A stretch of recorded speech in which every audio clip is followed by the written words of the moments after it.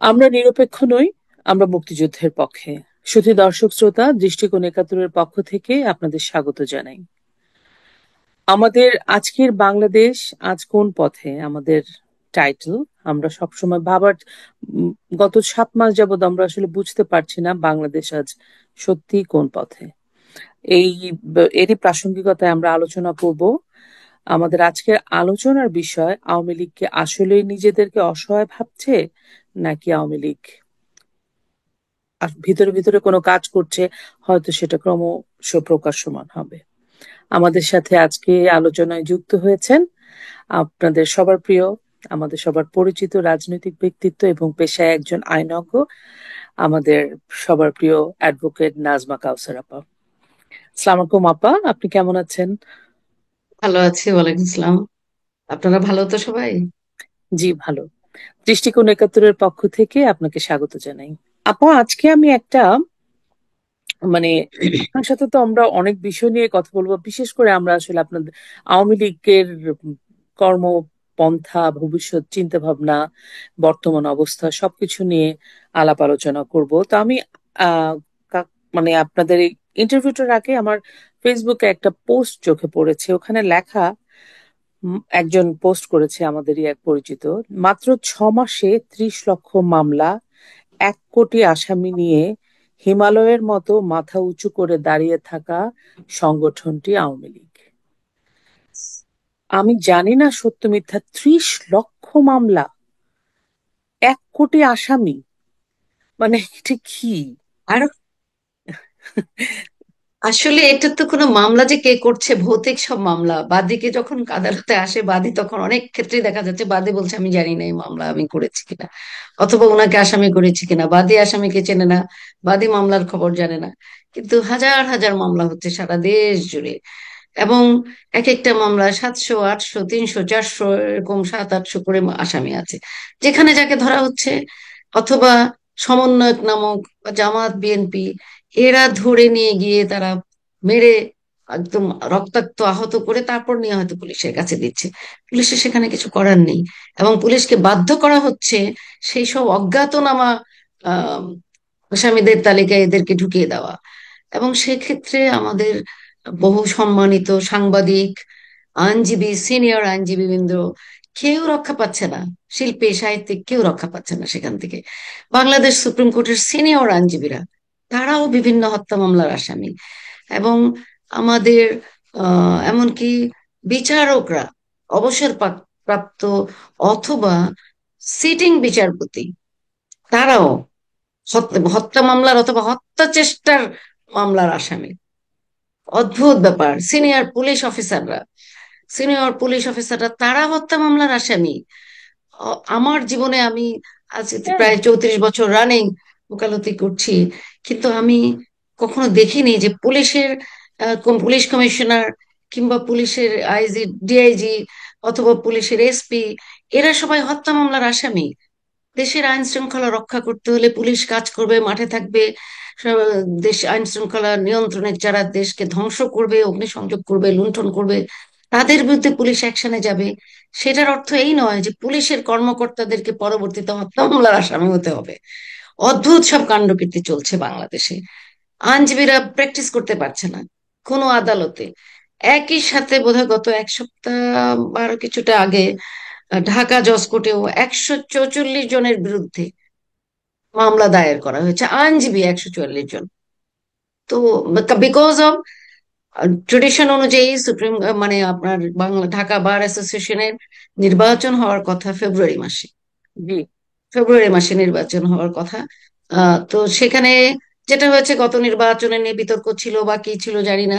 ওনারা তো ক্ষমতার পট পরিবর্তনের পরে নিজের মতো করে এক একজন প্রেসিডেন্ট হয়ে গেলেন, সেক্রেটারি হয়ে গেলেন, ওনারা চেয়ার দখল করে ফেললেন। এখন সেখানে ওনারা একই জিনিস বাংলাদেশ সুপ্রিম কোর্টেও ওনারা যার যার মতো করে চালাচ্ছেন।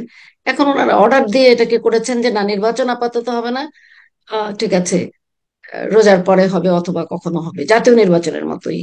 তো এবং নিয়ম অনুযায়ী মার্চ মাসেই সুপ্রিম কোর্ট বার অ্যাসোসিয়েশনের নির্বাচন হওয়ার কথা। তো এইগুলির কারণে, এবং আমাদের আওয়ামী লীগের বা মুক্তিযুদ্ধের পক্ষের আমি বলবো, যেসব সাংবাদিকরা গ্রেপ্তার হয়েছেন, বা মামলায় আসামি আছেন তারা তো সবাই কেউ আওয়ামী লীগ করেন না, দুই একজন ছাড়া আমার তো মনে হয় না যে কেউ আওয়ামী লীগ করে। তো তারা সংবাদপত্রে তখন কেন প্রধানমন্ত্রীর নিউজ কভার করেছেন, কেন আওয়ামী লীগের নিউজ কভার করেছেন, এটা হচ্ছে তাদের অপরাধ, তারা স্বৈরাচারের দোষর। তো এই অপরাধে শত শত শত শত মামলা, শত শত হাজার হাজার মামলা, শত শত সাংবাদিকের বিরুদ্ধে ইভেন। তো এখন একইভাবে ধরেন যেটা হচ্ছে বাংলাদেশ সুপ্রিম কোর্টে, সেখানেও যাতে নির্বাচনে আমরা কেউ দাঁড়াতে না পারে, আমাদের পক্ষে মুক্তিযুদ্ধের পক্ষের কোনো শক্তি যাতে নির্বাচন না করতে পারে, সেটা যেমন হচ্ছে, পাশাপাশি এটা হচ্ছে সবচেয়ে বড়, যে কোনো আসামি, গ্রেপ্তারকৃত কোনো আসামি, আওয়ামী লীগের কোনো নেতা, সমর্থক, অথবা কোনো মুক্তিযুদ্ধের পক্ষের কোনো ব্যক্তি, তার তার পক্ষে যাতে কোনো আইনজীবী না দাঁড়াতে পারে, সেই ব্যবস্থাটা নিশ্চিত করা। কারণ প্রকাশ্যে হুমকি দেওয়া হচ্ছে যে কেউ এই মামলায় দাঁড়ালে, কেউ এই আসামির পক্ষে দাঁড়ালে তাদেরকে এমনকি শারীরিকভাবে বিভিন্ন আদালতে হেনস্থা করা হয়েছে, মানে লাঞ্ছিত, এই হ্যাঁ, অবস্থায় এটা ঠিক। লাঞ্ছিত করা হয়েছে তাদেরকে, এবং তাদেরকে পরবর্তীতে হত্যা মামলায় ঢুকিয়ে দিয়ে তাদেরকে গ্রেপ্তার করা হয়েছে। অনেকেই পলাতক আছেন, আসতে পারছেন না, নিজের যে ব্যক্তিগত মামলাগুলো, যে প্রত্যেকের চেম্বারের, প্রথম দিকে তো চেম্বার ভেঙে চুরে সমস্ত চেম্বার ব্লক করে দেওয়া হলো, কাগজপত্র নথিপত্র সমস্ত ধ্বংস করে দেওয়া হলো, সুপ্রিম কোর্টে পর্যন্ত ইভেন তাই হয়েছে চেম্বারগুলোতে। তো আপনি একজন আইনজীবীর কাছে বহু অসহায় মানুষের মামলা আছে, সেই মামলাগুলো প্রপার টাইমে না হ্যান্ডেল করতে পারলে হয়তো তার জামিন ক্যান্সেল হয়ে যাবে, তারা বিপদে পড়বে, কিন্তু সেটাও করেছে আওয়ামী লীগের শত শত আইনজীবীর চেম্বার ধ্বংস করে কাগজপত্র ডিস্ট্রয় করে দেওয়া হয়েছে। তো তালা দিয়ে দেওয়া হয়েছে, লক করে দেওয়া হয়েছে সমস্ত। এখনো তাই হচ্ছে। কিছুদিন আগেই গত সপ্তাহে আমাদের এক বোন, সে ফেসবুকে লেখালেখি করে, মুক্তিযুদ্ধের পক্ষে লেখালেখি করে, এক লয়ার, তাকেও গ্রেপ্তার করে হলো। এবং সবচেয়ে দুর্ভাগ্যজনক, গ্রেপ্তার করে আবার রিমান্ডও নিচ্ছে আইনজীবীদের, এবং মহিলা আইনজীবীরাও সেই নির্যাতন থেকে রক্ষা পাচ্ছে না। আপনি সাংবাদিকরা, সেখানে মহিলা সাংবাদিকরাও সেটা থেকে রক্ষা পাচ্ছে না। আপনি কথা বলবেন কোথায়? এই দেশটা তো একদিন না একদিন তো আইনের শাসন আসবেই, আসতেই হবে। আসতেই যদি হবে, বাংলাদেশ না, আসতেই হবে। সেদিন তো জবাবদিহিতার আয়তা আসতেই হবে, আসতেই যে হবে। কারা কোথায়। আজকে যে ইন্টারিম গভর্নমেন্ট বলছে, আমাদের সংবিধানে তো সেটা নেই। ইন্টারিম গভর্নমেন্ট বলতে কোনো কথা নেই। বলছে সুপ্রিম কোর্টের প্রধান বিচারপতির ওখান থেকে সুপ্রিম কোর্টের রেফারেন্স দিয়ে তারা এসেছে, সেটাও ভ্যালিড থাকার কথা 3 মাস। 3 মাস পরে সেটা, হ্যাঁ, যদি দেশের কোনো বিশেষ পরিস্থিতি তৈরি হয়, বন্যা, অন্য আদার জিনিস, কোনো প্রাকৃতিক দুর্যোগ জাতীয় কিছু যদি ঘটে, তাহলে আরো 3 মাস বৃদ্ধি করা যায়। তাহলে তো 6 মাস চলে গেল। ধরলাম তেমন কিছু ঘটেছে, আচ্ছা ঠিক আছে, চলে গেল 6 মাস। তারপরে কি হচ্ছে এখন? এবং কেউ কি দেখেছে যে বা অ্যাপিলেট ডিভিশন সেরকম কোনো অর্ডার দিয়েছে যে হ্যাঁ এখন এই পরিস্থিতিতে রেফারেন্স দিয়েছে, সেই রেফারেন্সের চিঠি কিন্তু আজ পর্যন্ত জাতি দেখেনি, যে হ্যাঁ এরকম একটা বিশেষ পরিস্থিতিতে একটা সরকার গঠন করা যেতে পারে, এরকম কিছু কিন্তু কেউ দেখিনি আমরা আজ পর্যন্ত, জাতির সম্মুখে সেটা প্রকাশ করা হয়নি। তো সেখানে রাষ্ট্রপতিকেও আমরা আন্দাজ করে নিতে পারি, আর রাষ্ট্রপতিকেও বন্দুকের নলের মুখে অনেক কিছু করতে বাধ্য করা হচ্ছে, বাধ্য করা হচ্ছে। এবং সেনাবাহিনী প্রধান জানি না কি অসহায় উনি, অথবা উনি প্রকাশ্যে মুখ খুলতে পারছেন না, কি হচ্ছে ঘটনাটা। কারণ প্রকাশ্যে সেনাবাহিনী দাঁড়িয়ে থাকে, মানুষকে কুপিয়ে কুপিয়ে মারা হচ্ছে, পুলিশ বাহিনীকে কুপিয়ে কুপিয়ে মারা হয়েছে, সেনাবাহিনী নীরব ছিল। তারপরে 32 বঙ্গবন্ধুর বাড়ি, নাম্বারটা ভেঙে দিল। 32 নম্বর, ইট ইজ নট বঙ্গবন্ধুর প্রপার্টি, না, এটা এটা তো নট শেখ জাতির হাসিনার প্রপার্টি, হ্যাঁ। এটা একটা জাতির সম্পদ, এটা একটা ট্রাস্টের সম্পদ। শুধু বঙ্গবন্ধু তাই না, স্মৃতি এটা আমাদের মেমোরিয়াল একটা জাদুঘরের অস্তিত্বের। হ্যাঁ, অস্তিত্বের প্রশ্ন, এটা একটা জাদুঘর, ইটস এ মিউজিয়াম। তো বঙ্গবন্ধু মেমোরিয়াল ট্রাস্ট, সেইটার সম্পত্তি এই বাড়িটি। তো সেইটা যখন ভেঙে গুড়িয়ে দিল, এই বাড়ি ঐতিহাসিক প্রশ্ন যদি আসেন, বাঙালি, বাংলাদেশ, বাংলাদেশের স্বাধীনতা, মুক্তিযুদ্ধ এবং বাংলাদেশ নিয়ে, আজকের বাংলাদেশ নিয়েও যদি কখনো কোনো ইতিহাস লিখতে হয়, বঙ্গবন্ধু আসবেনি, বঙ্গবন্ধু নেতৃত্বে থাকবেনি, এবং বঙ্গবন্ধুর এই বাড়িটাও সেখানে উপস্থিত থাকবে। তো সেখানেও সেনাবাহিনীকে আমরা প্রকাশ্যে সবাই দেখলাম, এক শ্রেণীর হ্যাঁ। দুর্বৃত্ত বিদেশে বসে বসে তারা লাইভ করে কমান্ড করছেন, এই ডেকু নিয়ে আসো, এই নিয়ে আসো, ভাঙো, এই করো, সেই করো, এমনকি বুল্ডোজার নিয়ে আসো। এমনকি কি বললেন, কত বড় অটাচিটি তাদের! মিরপুরের ওদিকে শুনলাম সেনাবাহিনী আছে, ঠিক আছে, প্রয়োজনে সেনাবাহিনীর উপর দিয়ে বুল্ডোজার উঠিয়ে দাও। হাউ ডেয়ার দেয়ার, চিন্তা করেন, তাদের অটাচিটি, তাদের শক্তি সাহস কারা যোগাচ্ছে? যে আপা, তারা আহ, সেনাবাহিনীর উপরে বুলডোজার উঠিয়ে দেবে, এই কথা বলছে। আপা, এবং আম, মানে ওভারঅল আমি আপনি যে এই যে একটা সিচুয়েশনের কথা বললেন যেটা আমরা সবাই বুঝতে পারতেছি, এবং আমার ধারণা যারা জুলাই আগস্ট প্রহসন বলেন যেটাই বলেন, আমরা বলি প্রহসন, এর মধ্য দিয়ে তারা ক্ষমতাটা দখল করে নিয়েছে কিছু হুলিগানস, কিছু হুম, এখন যারা ওইখানে চলে গেছিল তাদের মধ্যেও কিন্তু মেজরিটি রিয়েলাইজ করতেছে যে, এবং বলছে প্রকাশ্যে যে আমরা যদি বুঝতাম ওরা এটা করবে তাহলে আমরা যেতাম না। এবং বড় বড় সিনিয়র নেতারা বিএনপি বা হুম, বাম অনেকে বলছে এবং অপমানিত হচ্ছে।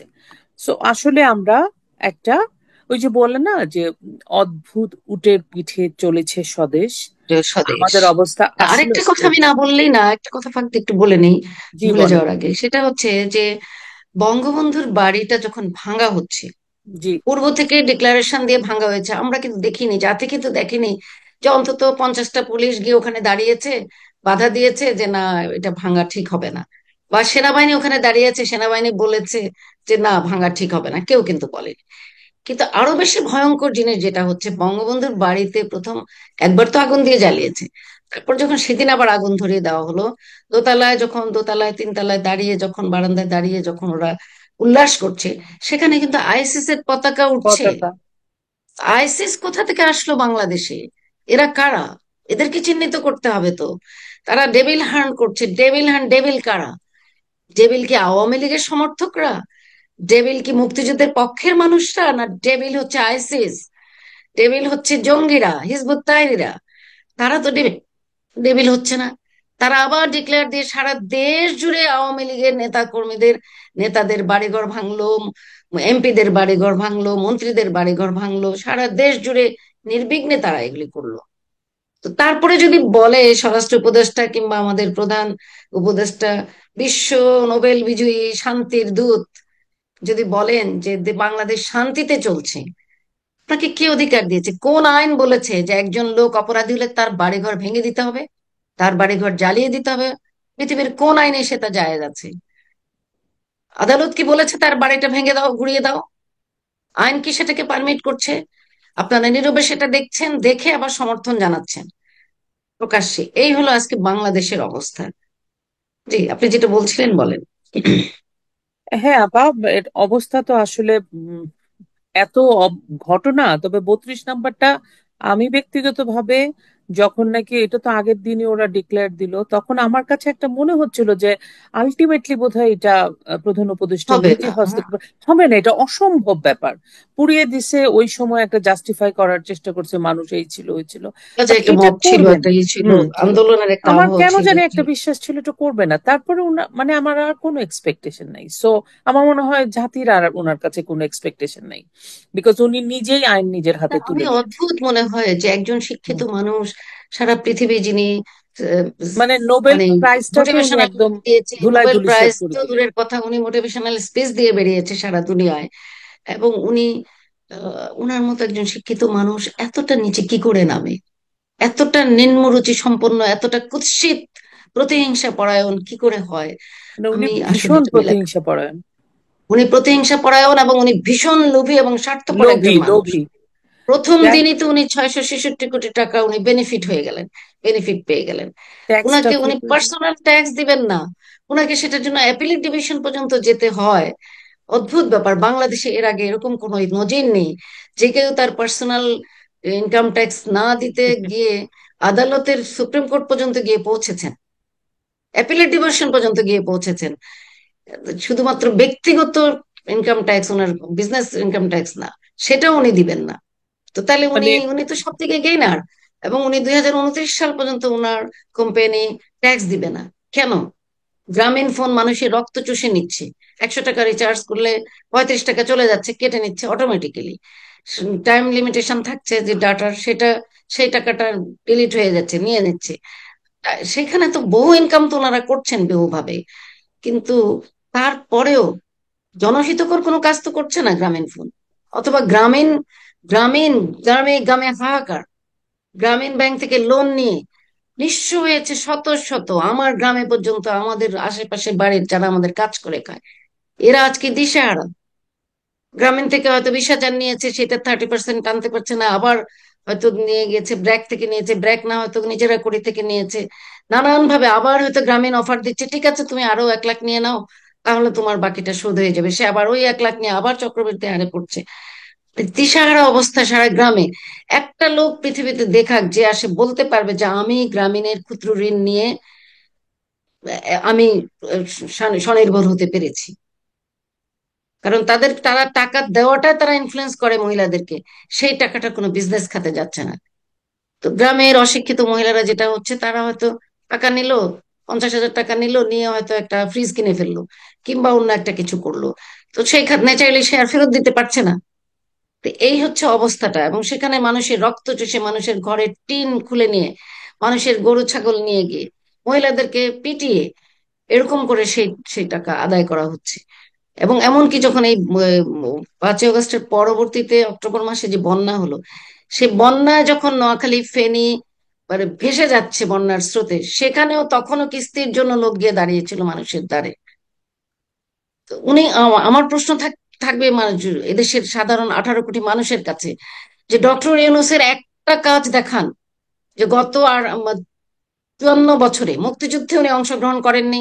সেটা ঠিক আছে, বুঝলাম, মাফ করে দিলাম। কিন্তু উনি এরপরে 54 বছরে মুক্তিযুদ্ধের পক্ষে, দেশের পক্ষে কোথাও কি কোনো অবদান আছে উনার?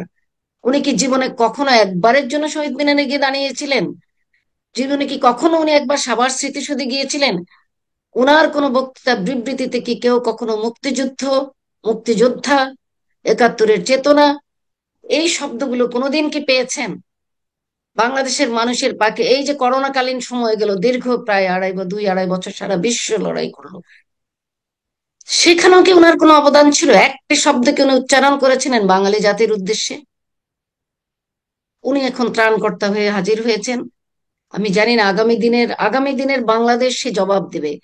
কারণ কোনো না কোনো নির্বাচিত সরকার একদিন না একদিন আসবেই, এবং সেই নির্বাচিত সরকারকে পার্লামেন্টে এই সরকারকে বৈধতা দিতে হবে। আমি জানি না সেই দায়ভার, আজকের এই অপকর্মের দায়ভার কোন দল, কোন সরকার নিবে।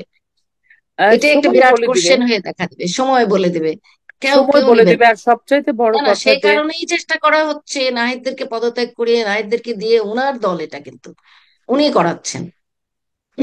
একটি দল গঠন করে যাতে করে যেন তেন একটা নির্বাচন দিয়ে দখল করে, ক্ষমতা দখল করে এই অপকর্মগুলিকে বৈধতা দেওয়া যায়, সেই ষড়যন্ত্র হচ্ছে এখন বাংলাদেশে। কারণ এই ছাড়া উনার উনার বেঁচে বাঁচার, বা উনাদের সরকারে যারা আছেন তাদের বাঁচার আইনগতভাবে কোনো উপায় আছে বলে মনে হয় না, যদি না পরবর্তী সরকার তাদের এগুলি বৈধতা দান করে। অবশ্যই। আর সবচাইতে বড় ব্যাপার হচ্ছে যে যখন নাকি প্রধানমন্ত্রী শেখ হাসিনা ক্ষমতায় ছিলেন, উনি বারবার বলতেন ডক্টর ইউনূসের কথা, সবাই একটু সিম্প্যাথাইজ ছিলেন যে উনি আহ, কারণ মানুষ ওনাকে জানতেন না। তো গত 7 মাসে জানছি। মানুষ ওনাকে জেনে গেছে।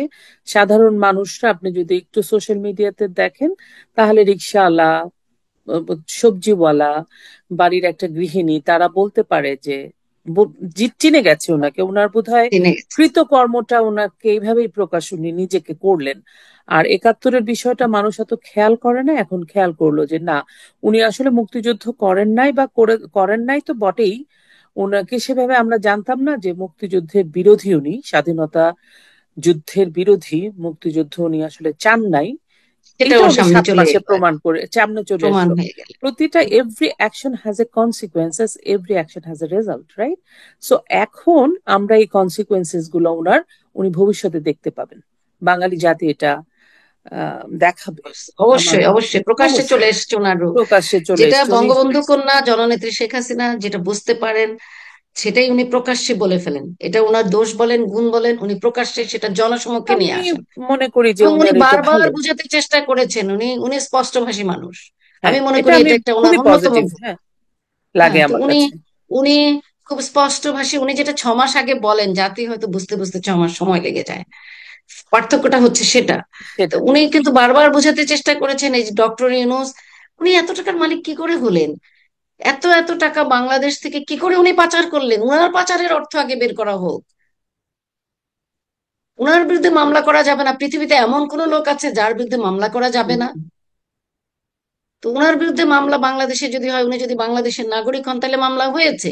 এবং মামলা কিন্তু সরকার করেননি, মামলা করেছেন ওনার বিভিন্ন অর্গানাইজেশনের শ্রমিকরা, কর্মচারীরা। সেই মামলাগুলি নিয়ে প্রতিযোগিতা করছিলেন, কিন্তু উনার বিরুদ্ধে কেন মামলা হবে এই নিয়ে এক শ্রেণী খুব প্রচারণা করলো যে উনি তো দেবতা, উনি আসছেন। আসলে যেটা হয় কি, দূর থেকে চাঁদ দূর থেকে দেখতেই সুন্দর, কিন্তু চাঁদে যখন নীল আর্মস্ট্রংরা গিয়েছিল তখন দেখেছে সেখানে শুধু পাথর আর বালির মতো কণা পড়ে আছে, পাথর আর কিছু নেই সেখানে। তাই না? সেটা খুবই রুক্ষ, শুষ্ক, অক্সিজেন নেই, পানি নেই, কিছু নেই। একই অবস্থা ডক্টর আপা আপনার ইউনূসের বেলায়, দূর থেকে দেখতেই সুন্দর। সুন্দর। অনেক তো কিছু শুনেছি আমরা। হ্যাঁ, অনেক কিছু শুনেছি, মোহমায়া কেটে গেছে মাঝখান থেকে। উনি শান্তির নোবেলটাকে উনি একটা আহ, বরবাদ করে উনি দিলেন ওই আর কি। উচ্চতায় উঠতে পারলেন না যে ঠিক হ্যাঁ, আছে জাতির জনক বঙ্গবন্ধু অন্তত এই জায়গাটা সম্মানের জায়গায় থাকুক। এই না উনি উচ্চতাটা তো ওটা উনি ধারণ শেখেন করার নাই। ক্ষমতা রাখেন না, আমরা দুঃখজনক ভাবে সেটাও দেখলাম যে হ্যাঁ, উনি এটা ধারণ করতে উনি অক্ষম। অক্ষম। কারণ উনি সম্মান দিতে না পারলে ওনাকে কেন সম্মান করবে মানুষ, কেন যারা সম্ভব? বাঙালি জাতির সবচাইতে আদরের, সবচাইতে সম্মানের, ভালোবাসার যে ব্যক্তি, তাকে যদি কেউ সম্মান না করে, তাকে সম্মান করার সেই দায় আর দায়িত্ব সেখানে আমাদের। আমাদের কার বাড়ি বা রক্ষা পেয়েছে? আমাদের জাতীয় নেতারা, মুক্তিযুদ্ধে নেতৃত্ব দানকারী নেতারা, তাদের কারো বাড়ি কি রক্ষা পেয়েছে? ভয়ঙ্কর এই অবস্থা। দায়ভার কার উপর বর্তাবে? আজকে আপা সরকার আমি প্রধান একটু হিসেবে উনি যদি বলে, হ্যাঁ, অন্য তাহলে ওনার প্রসঙ্গে উপরে এই যাই। দায়ভার বর্তাবে। অবশ্যই। আপা আমি অন্য প্রসঙ্গে একটু যাই, সেটা হচ্ছে যে আওয়ামী লীগ তো গত 16 বছর, 15 বছর 7 মাস একদম খুব দাপটের সাথে আহ, ক্ষমতায় ছিল। এবং ভালো কাজ, মন্দ কাজ তো হয়, অনেক বছর ক্ষমতায় থাকলে অনেক ভুল ত্রুটি হয়, অনেক হয়েছেও। কিছু হয়। হ্যাঁ, ঠিক। অনেক কিছু হয়েছেও, কিন্তু সবকিছু মিলিয়ে একটা দাপটের সাথে একটা সরকার চালিয়েছে। তারপরে যখন ক্ষমতা থেকে মানে চলে যেতে হলো, তখন দলীয় নেতা কর্মী সবাই মিলে একটা ভয়ঙ্কর বিপর্যয়ের মধ্যে পড়লো। তো এই আওয়ামী লীগের একজন আপনি সংগ্রামী নেতা, আপনি তো বহু বছর একদম দলটা করে করে দলের সাথে সাথে আপনি বড় হয়েছেন। তো আপনি একজন ভেটারান পলিটিশিয়ান আওয়ামী লীগের। আপনার বিশ্লেষণ কি এতদিন এই 7 মাসে? আপনার কি বিশ্লেষণ? আপনার কি মনে হয় কেন এরকম হলো? মানে কেন এমন হলো? আসলে বাংলাদেশ কখনো এই সন্ত্রাসী নৈরাজ্য বাংলাদেশ দেখেনি কখনো। এই বাংলাদেশ, আমরা নতুন বাংলাদেশ দেখছি। এই না, বাংলাদেশ আওয়ামী তো লীগ যে এত বছর আফগানিস্তানের ক্ষমতা, বাংলাদেশ। এই, না হ্যাঁ, আওয়ামী লীগ তো ক্ষমতায় ছিল এত বছর, যখন চলে গেল। আওয়ামী লীগ, হ্যাঁ, আওয়ামী লীগ ক্ষমতায় ছিল। আহ, হ্যাঁ, সকল দীর্ঘ সময় আমাদের মতো তৃতীয় বিশ্বের দেশগুলোতে, যেখানে একক সিদ্ধান্ত আসলে আমরা নিতে পারি না, বা বহির্বিশ্ব থেকে অনেক সিদ্ধান্ত নিতে বাধ্য করা হয়, আমি ওপেন অবশ্যই। বলতে বাধ্য হচ্ছি।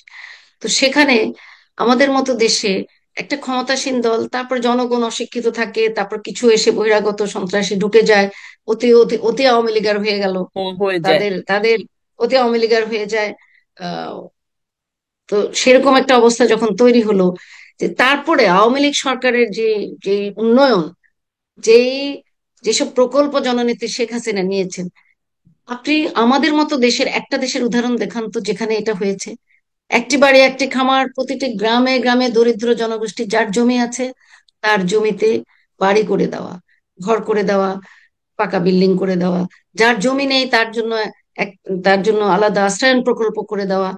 এই কথাগুলো কি আগে কেউ ভেবেছিল যে বাংলাদেশে একটি মানুষ নিরন্ন থাকবে না, একটি মানুষ গৃহহীন থাকবে না?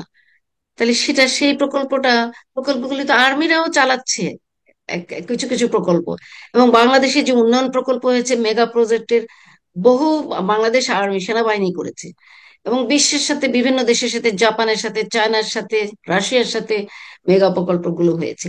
তো দুর্নীতি হলে সেসব দেশ কি দুর্নীতিতে তারা তারা তো সেখানে আছে ইনভলভ, তাদেরকেও টেনে মানে আনতে হবে দুর্নীতির প্রশ্ন যদি আসে সেখানে। না, তো সেটা ওদের তো তো গেল একটা বিষয়।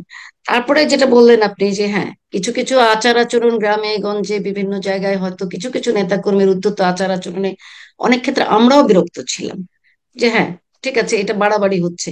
কিন্তু এমন হয়নি যে আওয়ামী লীগের 15 বছর মানুষ ঘরে শান্তিতে ঘুমাতে পারেনি, গৃহবধূরা ধর্ষণের শিকার হয়েছে, কেউ নিজের ঘরে, গ্রামে গঞ্জে কেউ, কারো বাড়িতে আগুন দেওয়া হয়েছে। আপনি কি মির্জা ফখরুলের বাড়িতে কিংবা বিএনপির কোন নেতার বাড়িতে আগুন দেওয়া হয়েছে এরকম কোন চিহ্ন দেখাতে পারবেন আপনি? আর ঘটেছিল কি গত 15 বছরে এগুলো, যে কুপিয়ে কুপিয়ে মেরে ঝুলিয়ে রাখা হয়েছে ধান খেতে, পাট খেতে, নদীতে, খালে, বিলে, জঙ্গলে। আজকে ছাত্রলীগ, যুবলীগ, এমনকি বৃদ্ধ বৃদ্ধ আওয়ামী লীগের মানুষগুলো গ্রামে গঞ্জে, হয়তো কি ইউনিয়নের সামান্য একটা কর্মী নেতা, তাকে ঝুলিয়ে রাখা হচ্ছে মেরে, গাছের সাথে জঙ্গলে ফেলে রাখা হচ্ছে, লাশ পুকুরে ফেলে রাখা হচ্ছে। এই দৃশ্য কি বাংলাদেশ দেখেছে গত 15 বছরে? হ্যাঁ, আচার ব্যবহারে কেউ কেউ এমন করেছে যাদেরকে মানে দমন করার জন্য সর্বাত্মক ভাবে আজকে ওনারা বলছেন ওনারা কন্ট্রোল করতে পারছেন না। তাহলে 15 বছর ক্ষমতাসীন একটি দল গ্রামে গঞ্জে, সেখানে কিছু কিছু সুবিধাবাদী শ্রেণীর লোকজন তো তৈরি হয় আমাদের মতো দেশে, সেটাকে যে একেবারে ব্যাপকভাবে দমন করার চেষ্টা করা হয় নাই। আমাদের আপনি ইতিহাস ঘাটলে বাংলাদেশের 54 বছরের ইতিহাসে দুদক কিংবা আদালতের যে এইগুলো প্রসিডিংস গুলো দেখলে বোঝা যাবে যে আওয়ামী লীগের দলীয় নেতাকর্মীদের বিরুদ্ধে, এমপিদের বিরুদ্ধে পর্যন্ত দুদক মামলা দায়ের করেছে, তাই না? অথবা থানাগুলিতে মামলা হয়েছে, মামলা করতে পারতো, অভিযোগ জানাতে পারতো মানুষ। এখন যারা বলে যে আমরা কথা বলতে পারি নাই, তাদেরকে আমি প্রশ্ন করতে চাই যে বাংলাদেশের 42টা চ্যানেলে প্রতিদিন যে টক শো চলতো, সেখানে কারা কথা বলতেন? তাদের মুখ কি কেউ বন্ধ করে দিয়েছে? হ্যাঁ, স্বাধীনতা সেটাই। বিরোধীরা এসে কথা বলেছে, যেটা আমরা আমরা প্রতিবাদ করেছি যে এইসব মানুষ যারা স্বাধীনতার বিরুদ্ধে কথা বলছে, তাদেরকে কেন টকশোতে আনা হচ্ছে? আমি এখানে একটু তো থামাই তারাও কথা আপনাকে, বলেছেন। হ্যাঁ, এখানে একটু থামাই। মানে সত্যি কথা বলতে আপনি গ্রামের অসন্তোষের কথা বললেন, বাট যা হয়েছে সে গ্রামের মানুষ কিন্তু আওয়ামী লীগের প্রতি কি এখনো করেন, লয়াল। এখনো লয়াল। হয়েছে কিন্তু মানে ঢাকার কেন্দ্রে। ভিত্তিক এই যে পুরা হ্যাঁ, তাহলে প্রহসনটা বা গ্রামে এখনো বাড়ি পোড়াতে এক গেলে বাধা দিচ্ছে। বাধা দিচ্ছে, এই যে আমার বাড়ি ভাঙতে গেছে, সেখানে গ্রামের মানুষ বাধা মানুষ দিয়েছে। বাধা দিচ্ছে, তার মানে কি শিক্ষিত একটা সমাজ এটা করেছে, তাই না? এবং হুম। ফান্ডেড বাই, আমরা জানি সবাই না, আমেরিকা থেকে ফান্ড হয়েছে, ইউএসএইড এর মধ্য দিয়ে। কিভাবে আসছে টাকা? হ্যাঁ। হ্যাঁ, তো এবং তাদের এখন কথা অ্যাক্টিভিটিস হচ্ছে প্রকাশ্যে আমরা দেখেছি। হ্যাঁ। প্রকাশ্যে, তো এখন কথা হচ্ছে এই যে আপনাদের রাজনীতিটার যে আহ, গুরুত্বপূর্ণ মানুষ যারা আপনাদের শেখ হাসিনার আশেপাশে ছিলেন, তারা কি কোনোভাবে আপনাদেরকে মানে যেটা খুব অসন্তোষ জানা যায়, আপনি নাজবাপ আপনি জানবেন, আপনি সোশ্যাল মিডিয়াতে অনেক অ্যাক্টিভ, যে মানে ভ্যাটার্ন বা ত্যাগী বা যারা বছরের পর বছর রাজনীতি করে আসছে তারা একটু সাবসাইডেড হয়ে মানে যারা এই আপনাদের ভাষায় বলে হাইব্রিড, ওরা এসে ঢুকে হাইব্রিড। গেছে এবং পাওয়ারফুল পজিশনে। এটা কি একটা ড্যামেজ হওয়ার কারণ, যে কোর্স আলটিমেটলি? হ্যাঁ, এটা অন্যতম কারণ, অফকোর্স অন্যতম কারণ। যে মানুষটি মুক্তিযুদ্ধের চেতনা ধারণ করে 21 বছর রাস্তায় শেখ হাসিনার সাথে লড়াই সংগ্রাম করেছে, যে মানুষগুলো পরবর্তীতে 111-এর সময় যুদ্ধ করেছে, এবং সেই মানুষগুলো হঠাৎ করে আওয়ামী লীগ ক্ষমতা আসার পরে তারা ছিটকে গেল, তারা ছিটকে পড়ে গেল গ্রামে গঞ্জে। তাদেরকে আস্তে আস্তে ক্রমশ একটা ক্ষমতার বলয় তৈরি করার জন্য আমাদের কিছু নেতৃবৃন্দ, আমি সকলকে বলছি না, কিছু নেতৃবৃন্দ, কিছু পার্লামেন্ট মেম্বার, কিছু লোকাল স্থানীয় নেতৃবৃন্দ, তারা তাদের একটা নিজস্ব বলয় তৈরি করার জন্য তারা তাদের মতো করে তাদের আত্মীয় স্বজনদেরকে পোস্ট এন্ড পজিশন দিল, তাদের পকেটের লোকগুলো সন্ত্রাসী বাহিনীদেরকে কাউকে কাউকে দলীয় পদ পদবিতে দিয়ে দিল। সেই কারণেই কিন্তু এটা অস্বীকার করার কোনো উপায় নেই। সেখানে কিন্তু অনেক ভেটারান আওয়ামী লীগার যারা মনে প্রাণে আজও যারা লড়াই করে যাচ্ছে, সেই মানুষগুলো কিন্তু লাস্টের 5টা বছর এসে অনেকে চুপ হয়ে গেল। কিন্তু তারা কিন্তু মনে মনে, আমরা আশা করছিলাম যে এইবার অন্তত নেত্রী এসে উনি, এবং সেটাই উনি করতে চাচ্ছিলেন, যে ক্ষমতাটা সংগত করে দেশটাকে ঠিক একটা জায়গায়, ডেভেলপমেন্টের একটা জায়গায় নিয়ে গেলেন উনি।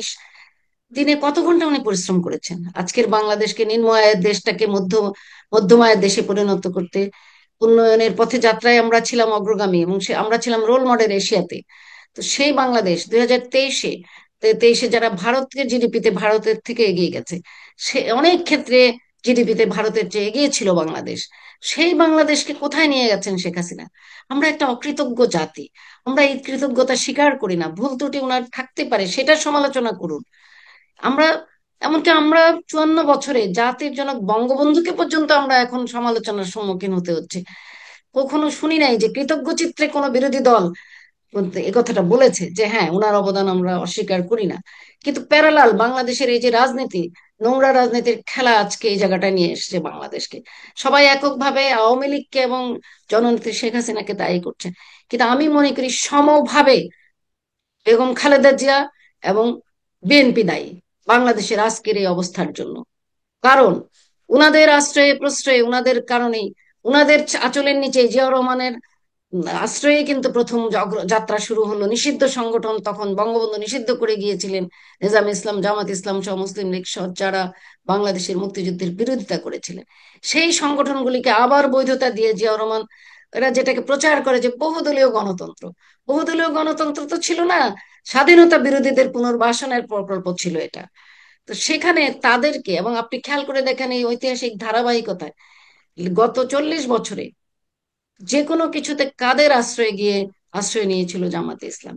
ইভেন যখন মুক্তিযুদ্ধ, যখন যুদ্ধাপরাধীদের বিচার হচ্ছে চিহ্নিত, তখনও কিন্তু বেগম খালেদা জিয়া হুঙ্কার দিয়েছেন তাদের বিচার করতে দিবে না। তখনও কিন্তু বিএনপি স্পষ্ট করে বলেনি যে আমরা যুদ্ধাপরাধীদের বিচার চাই, যারা মানবতা বিরোধী অপরাধ করেছে আমাদের মুক্তিযুদ্ধে, তারা কিন্তু বলেনি। এবং আপনি দেখেন ইন্টারেস্টিং ভাবে তারা সবাই মিলে একত্রিত হলো যে আওয়ামী লীগের শত্রু মানে সবাই বন্ধু। সেখানে এবার হিজবুত তাহরির নিয়ে আসো, আইসিস নিয়ে আসো, পাকিস্তানিদেরকে নিয়ে আসো, সবাইকে নিয়ে এসে শেখ হাসিনাকে একটা ষড়যন্ত্রমূলক ভাবে একটা ক্ষমতা থেকে বিচ্যুত চ্যুত করলো। তো সেখানে আপনি দেখেন, সেখানে কি তারা কি বলেছিল, এটা তো ছিল বিশ্ব বৈষম্য বিরোধী আন্দোলন, তারা কি বলেছিল যে আমরা শেখ হাসিনাকে হাঁটাবো? তারা কি বলেছিল যে কে হটানোর পরে আমরা বাংলাদেশের পতাকা পরিবর্তন করব, বাংলাদেশের জাতীয় সঙ্গীত পরিবর্তন করব? তারা কি বলেছিল যে আমরা বাংলাদেশের সংবিধান। সংবিধানকে পরিবর্তন করব? এগুলি বলে তো তারা করে নাই। তারা তো একটা ছাত্র আন্দোলন তৈরি করে, আড়াল থেকে গুলি করে, তৃতীয় পক্ষ দিয়ে তারা একটা আবেগ ঘন পরিবেশ তৈরি করলো যে ছাত্রদেরকে নির্বিচারে মেরে ফেলছে। আজকে 834 জনের একটা তালিকা প্রকাশ করেছে ইউনূস সরকার, এবং ইন্টারেস্টিং বিষয় হলো সেই তালিকা প্রকাশ করেছে কে, মুক্তিযুদ্ধ বিষয়ক মন্ত্রণালয়। দ্যাট মিনস তারা 71কে 24 দিয়ে রিপ্লেস করতে চাচ্ছে। তারা বলছে সেটা 71-24 স্বাধীনতা। তো 24 স্বাধীনতা বলতে কি, এখানে কি কোনো স্বাধীনতা যুদ্ধ হয়েছে কোনো অন্য দেশের শক্তির বিরুদ্ধে? সেখানে তাদেরকে 834 জনকে যারাদের তালিকা প্রণয়ন করছে, সেখানে কিন্তু কারো পরিচয় নেই, ঠিকানা নেই, কিছু নেই। অমুক অমুকের গ্রাম, কিভাবে মারা গেল কোন কোনো পোস্টমর্টেম রিপোর্ট নেই। এবং সেখানে ইন্টারেস্টিং ভাবে আগুনে জ্বালিয়ে পুড়িয়ে দেওয়া বিভিন্ন ইন্ডাস্ট্রি, এমনকি গাজী টায়ারের শ্রমিকরা যারা মারা গেছে তাদের নামও আছে সেখানে। এমন তো পথচারী মারা গেছে সেখানে, বিএনপির লোকজন মারা গেছে, আওয়ামী লীগের ছাত্রলীগের ছেলেরা মারা গেছে, আওয়ামী লীগের লোকজন মারা গেছে সে আন্দোলনে, তো তারা গেল কোথায়? তাদের তালিকা কোথায়? এবং আপনাকে বলতে হবে আমাদের কাছে হিসাব অনুযায়ী ওখানে প্রায় 60-এরও কম এরকম ছাত্র, এবং সেগুলি সব হলো মানে পাবলিক প্রাইভেট বিশ্ববিদ্যালয়ের, বেসরকারি বিশ্ববিদ্যালয়ের ছাত্ররা। তো এই যে তাদের 168 না 66 জন তাদের সমন্বয়ক, এদের গায়ে একটা গুলি তো কারো লাগেনি, কেউ তো আহত হয়নি, আজ পর্যন্ত বলেনি তো। তাহলে এই যে ঢাকা বিশ্ববিদ্যালয়ের একটা ছাত্রের গায়ে গুলি লাগেনি, একটা ছাত্র আহত হয়নি, নিহত হোক আমরা এটা চাই না, আমরা সকল মৃত্যুই দুঃখজনক, এটাই বা কেন ঘটবে বাংলাদেশে আমরা সেটারও পক্ষে নই। আমরা চাইলে হয়তো বা আওয়ামী লীগ অন্যভাবে হ্যান্ডেল করতে পারতো, জানি না সেই চক্রান্তটা কি ছিল, একদিন সেটা মানে অবশ্যই প্রকাশিত প্রকাশিত হবে। হবে, প্রকাশিত অবশ্যই হবে। কিন্তু আমার প্রশ্ন হলো, পাখির মতো গুলি করেছে শুধু নির্বিচারে, হাজার হাজার গুলি করেছে পুলিশ, তো সেই গুলিগুলি তোমাদের গায়ে লাগলো না কেন? গুলিও কি, গুলিও কি চেনে মানুষ? যে শুধু প্রাইভেট বিশ্ববিদ্যালয়ের ছাত্রদের গায়ে লাগলো, কিন্তু পাবলিক বিশ্ববিদ্যালয়ের ঢাকা ইউনিভার্সিটির কারো গায়ে লাগলো না, কেউ আহত হলো না? তো আপা। এগুলি থেকে তো বোঝা যায় মেটিকুলাস ডিজাইনের প্ল্যান যেটা হ্যাঁ। করা হয়েছে, এবং কিন- তারপরে তারা দেশটা দখল করে তারা সরকার হয়ে গেল। কিন্তু এখন আপা, আবার সরকারের আমাদের থেকে প্রশ্ন দল গঠন এটা করছে। ছিল হুম। যে আমি আবারও আপনাকে প্রশ্নটাতে নিয়ে যাই। আমাদের এখন যে 7 মাসে যা হচ্ছে, 7 মাসও বলবো না, তার আগের 2 মাস সহ আর কি, হুম। আর হুম। 9 মাস বলেন, কারণ এখন তো 7 মাস চলতেছে 5ই আগস্টের জি, পরে। জি, তো জি। 9 মাস যা হলো সেটা তো হলো, সেটা সময় অবশ্যই এটা প্রকাশিত হবে। আহ হুম। হুম। এটা হবেই, ইতিহাস কাউকে ক্ষমা করে না।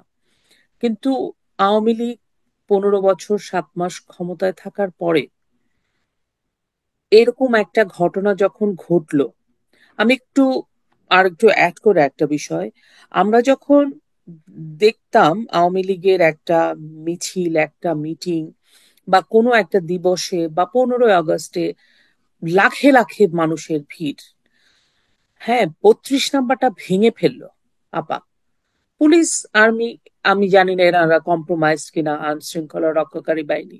আর পুলিশদের যেভাবে মেরে ঝুলিয়ে রাখছে, তারা তারা নিজেরাও হয়তো আহ, কিন্তু এই যে এত একটা আম, মানুষের ঢল, 32 নাম্বারটা যখন নাকি ভেঙে ফেলা হলো, ফেলা হচ্ছিল, তখন 1,000 লোকও তো যে ওখানে দাঁড়ালো না, আপনাদের যারা আওয়ামী লীগের, কোর্টে যে চালান করে দিতে অসুবিধা কি?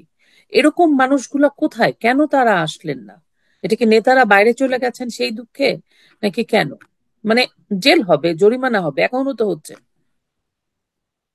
সেই সিদ্ধান্তটা অ্যাকচুয়ালি যেটা হচ্ছে যে না, আপনি দেখেন একটা ভয়ের রাজত্ব, একটা ত্রাসের রাজত্ব, একটা মৃত্যু পুরীতে পরিণত করা হয়েছে ঢাকাকে, বাংলাদেশকে। সেখানে হচ্ছে যে কেউ যখন নামবে তাকে মেরে কুপিয়ে কুপিয়ে মারা হচ্ছে, ওকে ভাই গুলি করে মেরে ফেলো। কিন্তু কি নির্মম ভাবে, কি নৃশংস ভাবে এই এইরকম হত্যাকাণ্ড কিন্তু বাংলাদেশ দেখেনি। এগুলি তালেবানি স্টাইলে হত্যাকাণ্ড। কুপিয়ে কুপিয়ে মেরে হাতের কবজি কেটে নিয়ে উল্লাস করছে। হাতে পায়ের রগ কেটে দিচ্ছে, হাতের রগ কেটে দিচ্ছে, পায়ের পাতা কেটে ফেলছে, এরকম করে অঙ্গ বিচ্ছিন্ন করে দিচ্ছে এবং মেরে কেটে তারপর আবার ঝুলিয়ে রাখা হচ্ছে। এই যে একটা ত্রাস ইচ্ছাকৃতভাবে তৈরি করা হয়েছে, যাতে মানুষ কোনো ভয়ে কথা বলবে না, মানুষ দরজা বন্ধ করে ভিতরে থাকবে, অপেক্ষা করবে। আর আমাদের যেটা হচ্ছে যে আমরা কেন জীবন হানি করবে দলীয় ভাবে নেতা কর্মীরা, এই মৃত্যুর মুখোমুখি কেন দাঁড়াবে? যদি পুলিশ ধরে নিয়ে যায়, ওকে কালকে বলেন যে তোমাদেরকে হত্যা করা হবে না, শুধু গ্রেপ্তার করা হবে। আপনি দেখেন কত কত হাজার, কত লক্ষ মানুষ নামে রাস্তায়, কিন্তু আপনি জীবনের নিরাপত্তা নাই, আপনি আগে কুপিয়ে হয়তো মেরেই ফেলবেন, কুপিয়ে কুপিয়ে। তো সেখানে সেই নিরাপত্তাহীনতায় আমরা আমাদের নেতৃবৃন্দ, কতজন নেতৃবৃন্দ বাইরে আছে, দেশের বাইরে আছে, হিসাব করলে তো হাজার দুয়েকও হবে না। তো তাহলে বলার সময় তো বলে দিচ্ছে যে সবাই দেশের বাইরে চলে গেছে, পালিয়ে গেছে, এই করছে, কত কত মানুষ গেছে পালিয়ে। তো আর এবং আমরা আমাদের কর্মীদেরকে কেন ঝুঁকির মুখে ঠেলবো, এই মৃত্যুর মুখে কেন ঠেলতে যাব? সারা বিশ্ব তো দেখলো, দেখছে যে কি হচ্ছে বাংলাদেশে। সেখানে যদি 1,000 2,000 যেত, ওইখানে লাশ পড়তো, খুনাখুনি হতো, তাই না? এর বাইরে তো, কারণ ল অ্যান্ড অর্ডার সিচুয়েশন এবং আইন শৃঙ্খলা রক্ষাকারী বাহিনী কেউই কিন্তু কোন রকম কোনো ভূমিকা পালন করছে না। পুলিশের প্রায় 3,000 3,500 লোককে হত্যা করা হলো, অফিসারদেরকে মেরে মেরে ঝুলিয়ে রাখা হলো, সিপাহীদেরকে মেরে মেরে ঝুলিয়ে রাখা হলো। সেটার কি একটা এফআইআরও হয়েছে বাংলাদেশে? তারা কি মানুষ নয়? তারা কি এদেশের নাগরিক নয়? তাদের কি আইনগত অধিকার নেই? তাহলে রাষ্ট্র যদি আমার সাংবিধানিক ভাবে আমাকে সম অধিকার দিয়ে থাকে, তাহলে পুলিশ বাহিনীর সে অধিকার গেল কোথায়? তাহলে পুলিশ সেখানে মরালি ডিমোরালাইজ হয়ে গেছে, তারা মানসিকভাবে অসুস্থ হয়ে গেছে, তারা প্রকৃত ভূমিকা রাখতে পারছে না। তারপরে আপনি যদি নিরপেক্ষভাবে তদন্ত চালান, আপনি দেখবেন প্রতিটি থানায় থানায় আজকে জামাত বিএনপির লোকেরা গিয়ে রেগুলার বসে থাকে। সেখানে তারা সন্ত্রাস করছে, সেখানে বসে তারা ডিকটেট করছে পুলিশকে, থানা তারা চালাচ্ছে। এবং কোন কোন ক্ষেত্রে এই অভিযোগও প্রকাশ্যে দেখা গেছে যে শিবিরের কর্মী পুলিশের ড্রেস পরে অত্যাচার চালাচ্ছে। তারপরে আসেন সেনাবাহিনী, সেনাবাহিনীকে গত 2-3 দিন আগেও জেনারেল ওয়াকার সাহেব বললেন যে খুব নিরপেক্ষ একটা ভূমিকা পালন করার জন্য কোনো আচরণ করা হচ্ছে। সেনাবাহিনী হলো নীরব দর্শক। জানি না সেটা কি রহস্যজনক বিষয়। তো এখানে গিয়ে আপনি যখন রিস্ক নিয়ে যাবেন, আপনার জীবনটা রক্ষা করার জন্য কোন বাহিনী আপনাকে রক্ষা করবে? কারা রক্ষা করবে? এবং এই মৌলবাদী উগ্ররা যারা আইসিস এর পতাকা উড়ায়, তারা আইসিস এর লোক, এরা সবাই আফগানিস্তান থেকে ট্রেনিং প্রাপ্ত। এই চেহারা বাংলাদেশ দেখেনি, এই ড্রেস আপ, এই চেহারা, এই দাড়ি, এই টুপি বাংলাদেশ কখনো আগে দেখেনি। সিরিয়া থেকে ট্রেনিং প্রাপ্ত লোক। তো এদের কাছে প্রচুর অস্ত্র আছে। 450 থানা লুট করে সেই অস্ত্র, জাহাজে জাহাজে পাকিস্তান থেকে অস্ত্র এসেছে। তাদের কাছে বিভিন্ন সময় 10 ট্রাক অস্ত্র ধরা পড়েছে, এরকম বহু ট্রাক অস্ত্র এসেছে বেগম খালেদা জিয়ার সময়। সেই অস্ত্র তাদের কাছে আছে। গণভবনের নিরাপত্তার জন্য যে বাহিনী ছিল, তাদের সমস্ত অস্ত্র। সংসদ ভবনের নিরাপত্তার জন্য যে অস্ত্র গোডাউন ছিল, সেই অস্ত্র, লুণ্ঠিত অস্ত্র সমস্ত কিছু তাদের হাতে। এমনকি অ্যান্টি এয়ারক্রাফট, যেটা গণভবনের ছাদে ছিল, সংসদ ভবনের ছাদে ছিল, অ্যান্টি এয়ারক্রাফট ছিল রক্ষা করার জন্য যুদ্ধকালীন পরিস্থিতি, সেগুলি পর্যন্ত তাদের হাতে। তাহলে আপনাকে একটা বাহিনীকে তো বলতে হবে, সেই অস্ত্র উদ্ধার করতে হবে। তাই উদ্ধার করলে, আওয়ামী লীগ সন্ত্রাস করলে, গত 54 বছরে হিসাব করলে দেখা যাবে আওয়ামী লীগের প্রতিপক্ষ যে দলগুলো বিএনপি সহ রাজনীতি করেছে, তারা কতজন সশস্ত্র আক্রমণের শিকার হয়েছে। আর 54 বছরের পরিসংখ্যান নিন, শেখ হাসিনা, জননেত্রী শেখ হাসিনা সহ সারা বাংলাদেশে আওয়ামী লীগের নেতাকর্মীরা কত হাজার, কত লক্ষ নির্যাতনের শিকার হয়েছে। জননেত্রী শেখ হাসিনা নিজেই প্রায় 21 বারের বেশি আক্রমণের শিকার হয়েছে, ওনাকে হত্যা চেষ্টা করা হয়েছে। ওই একটি বারের জন্য তো বেগম খালেদা জিয়া আক্রমণের শিকার হননি। আওয়ামী লীগ যদি এত সন্ত্রাসী হবে, আওয়ামী লীগ তো খালেদা জিয়াকে আগে আক্রমণ করবে। জীবনে তো সেটা হয় নাই। কিংবা মির্জা ফখরুল আজকে যেভাবে আমাদের নেতাদেরকে কোমরে রশি বেঁধে পিচ পিচ মোড়া হাত দিয়ে আইনজীবীদেরকে যেভাবে নেওয়া হচ্ছে, ব্যারিস্টার সুমনকে বা অন্যান্য যারা, ব্যারিস্টার সুমন সবসময় দুর্নীতির কথা বলেছে, তো তাদেরকে যেভাবে পিছে হ্যান্ডকাপ লাগিয়ে যেভাবে কোমরে দড়ি বেঁধে তাদেরকে আদালতে নেওয়া হচ্ছে, সেখানে ইনসাল্ট করা হচ্ছে, ইন্টেনশনালি সুযোগ দেওয়া হচ্ছে, বিএনপির আইনজীবীরা সহ মানুষকে এনে রাখা হচ্ছে ওখানে যে এদেরকে ইনসাল্ট করো। সেই দৃশ্য তো বাংলাদেশ দেখেছে। কিন্তু গত 15 বছরে শেখ হাসিনা তো ফ্যাসিস্ট ছিল বলেন আপনারা, তো ফ্যাসিস্টের আমলে কি বিএনপির কিংবা জামাতের নেতারা যারা স্বাধীনতা বিরোধী ছিল, তাদের প্রতি কি এই আচরণ করা হয়েছিল? ট্রাইব্যুনালে যাদের ফাঁসি হয়েছে, তাদেরকে কি এইভাবে পিচমোড়া করে দড়ি বেঁধে, আহ পিছনে হ্যান্ডকাপ বেঁধে এভাবে নেওয়া হয়েছিল তাদেরকে আদালতে? আইন স্বাভাবিক গতিতে চলেছে, বিশেষ ট্রাইব্যুনাল করা হয় নাই সেখানে। সেখানে মানবতা বিরোধী অপরাধের জন্য আন্তর্জাতিক আদালতে যেভাবে হয় সেভাবে আদালত গঠন করা হয়ে তাদের বিচার হয়েছে। এবং সেগুলি 71-এর নথিপত্র, 71-এর ডকুমেন্টস দেখে বিচার হয়েছে, এবং সারা বিশ্ব সেটা দেখেছে। এবং আন্তর্জাতিক আদালতের প্রতিনিধিরা, বিভিন্ন দূতাবাসের প্রতিনিধিরা সেখানে সেই বিচার মনিটর করেছে। আমার প্রশ্ন হলো, আজকে যে নির্যাতনের শিকার গ্রেপ্তারকৃত আওয়ামী লীগের নেতা কর্মীরা, আপনি কিছু না, আপনি শুধু কি স্বৈরাচারের দোষর। যখন আর কোনো রাজনৈতিক পরিচয় থাকেন তখন হচ্ছে স্বৈরাচারের দোষক ছিলেন উনি, অথবা উনি আওয়ামী সমর্থক। ছাত্রলীগ করছে, ছাত্রলীগ আপনি নিষিদ্ধ করেছেন, ছাত্রলীগের কোথাও কোনো গঠনতন্ত্রে কোনো কর্মকাণ্ডে কি দেশ বিরোধী কিছু আছে? তো জামাতের গঠনতন্ত্র, জামাতের শিবিরের গঠনতন্ত্রে দেশ বিরোধী কর্মকাণ্ডের এবং দেশের স্বাধীনতার সার্বভৌমত্ব কন্ট্রাডিক্টরি কথা আছে বলে নির্বাচন কমিশন তাদের নিবন্ধন বাতিল করেছে। আপনি দেখেন আজকে ছাত্রলীগের, ছাত্রলীগ করার, ছাত্রলীগের সব ছেলে কি, লক্ষ লক্ষ ছেলে সবাই কি সন্ত্রাসী ছিল? আজকে ছাত্রলীগের একটা ছেলে মেয়ে কাউকে আপনি, তাদের শিক্ষা জীবন শেষ, তাদেরকে আপনি কলেজে ইউনিভার্সিটিতে কোথাও যেতে দেবেন না। কোন আইনে? তারা পরীক্ষা দিতে পারবে না। অথচ বাংলাদেশের আইন এলাও করে, আপনি যদি গ্রেপ্তার, খুনের আসামি হয়ে গ্রেপ্তার হয়ে জেলেও থাকেন, তাহলেও আপনাকে পরীক্ষা দেওয়ার পারমিশন দিতে হবে। এবং উদাহরণ হিসাবে আমি বলি যে রিজভী, বিএনপির রিজভী সাহেব, উনিও কিন্তু জেলখানায় থেকে পরীক্ষা দিয়ে পাশ করেছিলেন। সেটা আওয়ামী লীগ আমল ছিল না। তো তাইলে বলেন আপনি আজকে হাজার হাজার ছেলে পেলে, লক্ষাধিক হবে, সে ছেলে পেলে, লক্ষাধিক কেন বলবো আমি, আরো বেশি, 2-4-5 লাখ ছেলে পেলে সারা বাংলাদেশে ছাত্রলীগের যারা, তারা কেউ কলেজে যেতে পারছে না, তারা কেউ ইউনিভার্সিটিতে যেতে পারছে না, তারা কেউ পরীক্ষা দিতে পারছে না। মেয়েরা কয়েক দু একজন যাও বোরকা পরে গিয়ে চেষ্টা করলো, কেউ যে পরীক্ষাটা অন্তত দেই, সেখানে আপনারা দেখেছেন প্রকাশ্যে কি নির্মম নির্যাতনের শিকার হয়েছে তারা পরীক্ষার হলের ভিতরে। সেখান থেকে তাদেরকে টেনে হিস্টে নিয়ে মেরে তারপর তাদেরকে পুলিশে দেওয়া হয়েছে। তো তাহলে আজকে আপনি তো, মৌলিক, ইট ইজ ফান্ডামেন্টাল রাইটস, সাংবিধানিক অধিকার এবং আমার মৌলিক মানবিক অধিকার আমার শিক্ষা। তাহলে আমার ছাত্রলীগ নিষিদ্ধ সংগঠন শিবিরের কোন ছেলেকে পরীক্ষা দিতে দেওয়া হয় নাই? শিবিরের কাকে এভাবে মেরে ঝুলিয়ে রাখা হয়েছে? শিবিরের কাকে এরকম কুপিয়ে কুপিয়ে করা হয়েছে? কম্পেয়ার করুন 15 বছরের সাথে সাথে। আজকে দেশবাসী দেখছে সেটা। আপনি আপনি কোন আইনে মৌলিক মানবাধিকার কে লঙ্ঘিত করছেন, সাংবিধানিক অধিকারকে লঙ্ঘিত করছেন? আপনি আইন আদালত মানছেন না, আইনজীবীদেরকে আদালতে যেতে দিচ্ছেন না। এ কোন বাংলাদেশ? সন্ত্রাস এবং নৈরাজ্যের বাংলাদেশ, ধ্বংসের বাংলাদেশ। এটা কি, এটা কি পাকিস্তান? এক ব্যর্থ রাষ্ট্র পাকিস্তান সারা পৃথিবীতে সন্ত্রাসী রাষ্ট্র হিসেবে পরিচিত। আপনি নিজে কানাডা থাকেন, আপনি জানেন কানাডা আমেরিকা তাদের অবস্থানটা কি। সারা পৃথিবীতে ইউরোপের বহু দেশে, কানাডা আমেরিকা বহু দেশে তাদেরকে, তাদের অবস্থানটা একেবারে ব্ল্যাক লিস্টের মধ্যে আছে তারা, যে পাকিস্তান একটি সন্ত্রাসী রাষ্ট্র।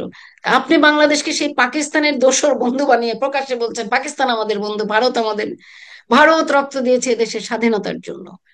পাকিস্তান 30 লক্ষ মানুষকে হত্যা করেছে। আজও 54 বছরে ক্ষমা চায়নি, বলেনি সরি। 4.5 লক্ষের বেশি মা বোনকে নির্যাতিত করেছে, ইজ্জত লুণ্ঠন করেছে। সেই শত শত যুদ্ধ শিশুর জন্ম হয়েছে পাকিস্তানের ধর্ষণের ইয়ে। আপনি, আমি কানাডায় থাকেন, আপনি জানেন। আমার দেশবাসী অনেকেই হয়তো আজকের প্রজন্ম এগুলি জানেন না। সেই হাজার হাজার যুদ্ধ শিশু যারা জন্ম নিয়েছিল বীরাঙ্গনাদের গর্ভে, সেই সন্তানদেরকে যেসব পৃথিবীর বিভিন্ন দেশে বঙ্গবন্ধু পাঠিয়েছিলেন, তার মধ্যে অন্যতম দেশ হচ্ছে কানাডা। আপনি সেই কানাডায় আছেন। আপনি জানেন আমাদের অটোয়াতে থাকে মোস্তফা সাহেব, উনি একটা বই লিখেছেন। দীর্ঘ প্রায় 20 বছরের ইতে উনি প্রায় 20-25 জনের মতো এই যুদ্ধাপরাধী সন্তানদেরকে নিয়ে উনি একটি বই পাবলিশ করেছেন, তাদের সাক্ষাৎকার। তো সেগুলোকে কানাডার বিভিন্ন পরিবার, বিভিন্ন অর্গানাইজেশন তাদেরকে অ্যাডপ্ট করে নিয়ে গেছে ওয়ার বেবি হিসেবে। তারা সেখানে আছে। তো এটা তো স্বীকৃত যে বাংলাদেশের মেয়েরা ধর্ষণের শিকার হয়েছিল সেদিন। পাকিস্তান কি সেটার জন্য ক্ষমা চেয়েছে কোনোদিন? ভারত আমাদেরকে, ওকে ভারত আমাদের লুণ্ঠন করে নিয়ে গেছে ভাই, কি আমাদের এমন আছে যেটা লুণ্ঠন করে নিয়ে গেছে ভারত? Okay good. কিন্তু ভারত আমাদের স্বাধীনতা হস্তক্ষেপ করুক, আমাদের নিজস্ব আভ্যন্তরীণ বিষয়ে হস্তক্ষেপ করুক, এটা আমরা চাই না। তো তাই বলে আমরা এটা বলবো না ভারত আমাদের শত্রু, পাকিস্তান আমাদের বন্ধু। পাকিস্তান আমাদের বন্ধু হয়ে পাকিস্তানের মতো ব্যর্থ রাষ্ট্রে আমরা পরিণত হতে চাই না। আফগানিস্তানের মতো বাংলাদেশ আমরা দেখতে চাই না, সিরিয়ার মতো বাংলাদেশ আমাদের দেখতে চাই না। তবে যেটা আজকে করছেন ডক্টর ইউনূস সাহেব, মনে করছেন যে উনি যে মেধায় প্রজ্ঞায় কতটুকু গত 7 মাসে বাংলাদেশ বুঝে গেছে। ওনার শিক্ষার গভীরতা, ওনার লেভেল অফ স্ট্যান্ডার্ড, ওনার লেভেল অফ থিঙ্কিং, ওনার বিশ্বে অবস্থান। উনি আইসিস এর একজন সদস্য আমি মনে করি। ওনার বান্ধবী হিলারি ক্লিন্টনরাই তৈরি করেছে এই আইসিস। সেই আইসিস এর উনি একজন মানে প্রেরণাদাতা আমি মনে করি, এবং তাদেরকে এনে উনি আজকে বাংলাদেশ দখল করেছে। কিন্তু উনাকে মনে রাখতে হবে, এটা 71-এর বাংলাদেশ, সৃষ্টি হওয়া মুক্তিযুদ্ধের বাংলাদেশ, 30 লক্ষ শহীদের বাংলাদেশ, 4 লক্ষ মা বোনের ইজ্জতের বিনিময়ের বাংলাদেশ। এবং এই বাংলাদেশে আজও মুক্তিযোদ্ধারা বেঁচে আছে অনেকেই, এবং আজও মুক্তিযুদ্ধের সন্তানরা আমরা বেঁচে আছি। আগামী প্রজন্ম জানবে, বুঝবে, যাদেরকে ধোকা দেওয়া হয়েছে তারা বুঝতে পারছে, সেই সব ছাত্ররা আজকে বুঝতে পারছে যে আমরা আবেগের বশবর্তী হয়ে আমরা গিয়েছিলাম। কিন্তু আমাদেরকে এই বাংলাদেশটা আইসিসের হাতে তুলে দিবে, বাংলাদেশটা পাকিস্তানিদের হাতে তুলে দিবে, জামাতিদের হাতে তুলে দিবে। কত পার্সেন্ট ভোট আছে জামাতের? 5%, 10%।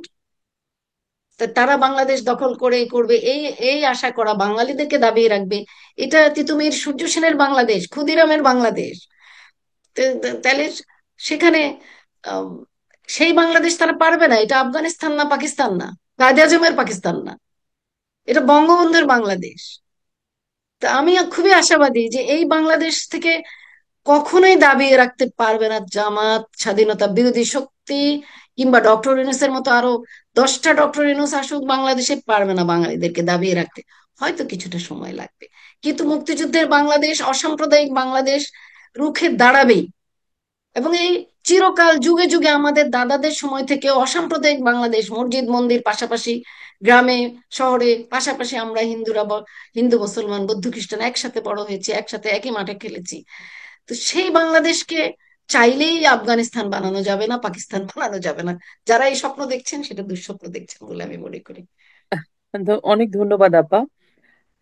আমরা প্রায় শেষ পর্যায়ে চলে আসছি। আমি আরেকটা বিষয় আপনার কাছ থেকে জানতে চাই, সেটা হচ্ছে যে আওয়ামী লীগের আওয়ামী লীগ না, মুক্তিযুদ্ধের পক্ষের মুক্তিযোদ্ধার লাশ পাওয়া যায় ক্ষেতের মধ্যে, বাড়ির পিছনে। মুক্তিযোদ্ধাদেরকে জুতার মালা মুক্তিযোদ্ধার গলায় জুতার মালা পরানো হয়। পরানো হয়, কাপড় খুলে ফেলা হয়। তো মানে আমরা সবাই মুক্তিযুদ্ধের পক্ষে যারাই আছে তারা সবাই নিগৃহীত হচ্ছে, মার খাচ্ছে। আর আওয়ামী লীগের নেতাকর্মীদের অবস্থা তো খুবই খারাপ, এবং সাথে সাথে তার পরিবার পরিজন আত্মীয় স্বজন সবার অবস্থা খারাপ। যে দোকানদারটার পিছনে যে বঙ্গবন্ধুর ছবি লাগানো, তার অবস্থাও খারাপ, সেও এরকম নিগ্রহের একটা শিকার। অবস্থা। এবং এই যে একটা 7 মাস যাবত, এতে করে অনেকের, আমি নিজে জানি, অনেকের কাজ কাজ নাই, হাজবেন্ডেরও কাজ হ্যাঁ, নাই, কাজ খুবই ওয়াইফেরও থাকে। কাজ নাই। মেয়ে কলেজে যেতে গেলে রাস্তায় দাঁড়িয়ে তাদেরকে থ্রেট দেওয়া হচ্ছে মেয়েকে, এই ধরনের একটা তারা অবস্থা। যেতে পারছে না ভাই, এবং তারা ছাত্রলীগ করে বলে বোন বোন কলেজে যেতে পারছে না, যেতে বোন পারছে না। ইউনিভার্সিটি যেতে পারছে না। কিন্তু এরা তো খুব আর্থিক অনটনেও আছে, এবং বিদেশে মনে করেন কলকাতা নেপাল আর্থিক অনটনেও আছে। তো যারা সচ্ছল আওয়ামী লীগার, আমরা শুনতে পাচ্ছি যে খুব একটা যে হেল্প করছে তা না। তা আপনি তো অনেক কাজ করছেন আপা, যেটা আমরা দেখি মুষ্টিমেয় যে কয়জন কাজ করছে, আপনি you are one of them. তো আপনি কি এরকম কোনো একটা মানে ফান্ড বা তহবিল, যে এদেরকে একটু সাপোর্ট দেওয়া এই সময়টাতে, নাকি এই বিচ্ছিন্ন ভাবে যে পার্সোনাল লেভেলে করে যাচ্ছেন ওইটাই, মানে আপনার না, না, সবার হুম, কাছে হুম, বলেন। বক্তব্যটা কি আর কি, নেতাদের কাছে? না, আমার কাছে মনে হচ্ছে আপনারা যে যে দেশে থাকেন না কেন মুক্তিযুদ্ধের জি। পক্ষে, আপনারা আপনাদের উদ্যোগে আপনাদের সংগঠনের উদ্যোগে সেই সেই সেই দেশে ফান্ড গঠন করুন, মুক্তিযুদ্ধের পক্ষে ফান্ড গঠন করুন। প্রয়োজন নট নট নেসেসারি আপনি আওয়ামী লীগকে দিবেন। আপনারা আপনাদের নিজস্ব এলাকায় আপনাদের পরিচিত মানুষগুলো যারা নির্যাতিত হচ্ছে, আপার যারা সাথে তো আয় করছি। রোজগারে, যাদের ছোট্ট একটা দোকান নিয়ে হয়তো একটা একটা সাধারণ সাপোর্টার আওয়ামী লীগের, সে হয়তো ছোট্ট একটা মুদি দোকান করছে, কিংবা একটা হিন্দুরা একটা সেলুন আছে, কিংবা সেলুন একটা আছে। এরকম, সেগুলি দখল করে নিয়ে নেওয়া হয়েছে। আমার এলাকায় তাই হয়েছে, কিছু নাই। বিভিন্ন এলাকায় তাই হয়েছে, কিছু নাই। তো তাদের আয় রোজগারের পথ বন্ধ, এই মানুষগুলো না খেয়ে মরছে। আমি প্রবাসী বাঙালিদেরকে বলবো, আমি বিশ্বাস করি, এখনো বিশ্বাস করতে চাই, বিএনপির ভিতরেও মুক্তিযুদ্ধের পক্ষের মানুষ আছে। তাদের মিলিয়ে যদি হিসাব করেন, বাংলাদেশের এখনো 85 to 90% মানুষ মুক্তিযুদ্ধের পক্ষের মানুষ। আওয়ামী লীগ করুক আর না করুক, সেই মানুষগুলোকে যারা নির্যাতিত নিপীড়িত হচ্ছে, না খেয়ে মরছে, দেশে অর্থনৈতিক ভাবে দেশের কি অবস্থা আপনারা জানেন। সারা শত শত মিল কারখানা জ্বালিয়ে দেওয়া হয়েছে, বন্ধ হয়ে গেছে অনেক মিল কারখানা, ইন্ডাস্ট্রি, এবং সেইখানে মানুষগুলি বেকার হয়ে আছে। বেকার হয়ে আছে। তাদের বাড়ি ঘর দোকানপাট দখল করে নিয়ে নেওয়া হয়েছে। হাট বাজারে যে যেটা ব্যবসা করতো, একটা টুকরিতে করে, যে লোকটা আওয়ামী লীগ সাপোর্টার টুকরিতে করে সবজি বিক্রি করতো, তাকে সেখান থেকে উঠিয়ে দেওয়া হয়েছে, সেখানে বসতে দেওয়া হচ্ছে না। তো এমন করে যারা নিগৃহীত হয়েছে, মুক্তিযুদ্ধের পক্ষের মানুষ যারা নির্যাতিত হচ্ছে, তাদের জন্য আপনারা ফান্ড গঠন করুন, আপনাদের নিজ নিজ দেশে আপনাদের নিজ দায়িত্বে। আমি বলবো না আওয়ামী লীগকে দিন, তাহলে হয়তো আবার বলবে যে ও আওয়ামী লীগ আবার এখন চাঁদাবাজি করে লুটপাট করছে। সুতরাং সেটা না করে আপনারা নিজেরা করুন, এবং নিজেরা নিজেদের নিজ এলাকায় আপনারা খোঁজ নিয়ে দেখুন কারা নির্যাতিত, কাদের আসলে পেটে ভাত নেই, সেই মানুষগুলোকে একটু সাহায্য করুন। প্রবাসীদের প্রতি, প্রবাসী আমাদের বহু ইন্টেলেকচুয়াল লোকজন আছে সারা পৃথিবীতে ছড়িয়ে ছিটিয়ে, আর্থিকভাবে অনেক বেশি সচ্ছল। ওনাদের প্রতি আমার অনুরোধ থাকবে, আমরা চেষ্টা করছি ওনাদেরকে, ওনাদের সাথে কথা বলে যতটা সম্ভব যোগাযোগ রক্ষা করার জন্য আমাদের একটা অর্গানাইজেশন আমরা চেষ্টা করছি সেটা। আমরা অনেকগুলো দেশের পৃথিবীতে কথা বলছি এবং কন্টিনিউয়াস কথা বলছি ওনাদের সাথে, ভাগ করে করে। টাইম জোন মিলানো যাচ্ছে না, তাও আমরা চেষ্টা করছি যেই যেই কয়টা দেশকে একসাথে কথা বলা যায় সেগুলিতে একসাথে কথা বলছি। আমরা অবশ্যই এ ব্যাপারে ব্যাপক ছাড় পেয়ে সাড়া পেয়েছি মুক্তিযুদ্ধের পক্ষে মানে এটা কি আমাদের মুক্তিযুদ্ধের ইন্টেলেকচুয়াল। পক্ষের মানুষের কাছে কি সাড়া পেয়েছেন, নাকি আপনাদের ইয়েস, আমরা সচ্ছল আওয়ামী লীগকে না, দলীয় না, লোকদের না, কাছ থেকে? no, আমরা দলীয়, আমি নিজে যে সেভাবে যে গ্রুপে কাজ করছি সেটা হচ্ছে যে দলীয় লোকজন দলীয় ভাবে কাজ করছে। জননেত্রী শেখ হাসিনার নেতৃত্বে বাংলাদেশ আওয়ামী লীগ ঐক্যবদ্ধ, পৃথিবীর যে যেখানে আছে তারা সবাই 100% বিশ্বাস করে, কনফিডেন্স আছে, এবং আমাদের নেত্রীর প্রতি, আমাদের নেত্রী যে সিদ্ধান্ত নেবে আওয়ামী লীগ সেই রীতি অনুযায়ী চলবে। আমরা এর বাইরে গিয়ে আমরা একটা গ্রুপ কাজ করছি মুক্তিযুদ্ধের পক্ষের মানুষদের সাথে কথা বলার জন্য। কথা বলছি, আমরা চেষ্টা করছি, আমরা ওনাদেরকে অনুরোধ করছি, আপনার মাধ্যমে সারা বিশ্বের মুক্তিযুদ্ধের পক্ষের মানুষদেরকে অনুরোধ করছি যে আপনারা নিজেরা ফান্ড তৈরি করুন। প্রতি মাসে 20 ডলার, $5, $50 দিয়ে হলেও যদি পারেন একটা ফান্ড তৈরি করুন, এবং বাংলাদেশের ভিতরে না খেয়ে মরছে যে মানুষগুলো, তাদেরকে যদি মানুষ হিসেবে দেখেন, হিন্দু বৌদ্ধ খ্রিস্টান নির্বিশেষে যারা নির্যাতিত, তাদেরকে আপনারা সেখান থেকে সাহায্য করুন। আমি বলবো না যে শুধু আওয়ামী লীগ ছাত্রলীগকে করুন, মানুষকে সাহায্য করুন যারা না খেয়ে আছে, যারা নির্যাতিত হয়ে আছে।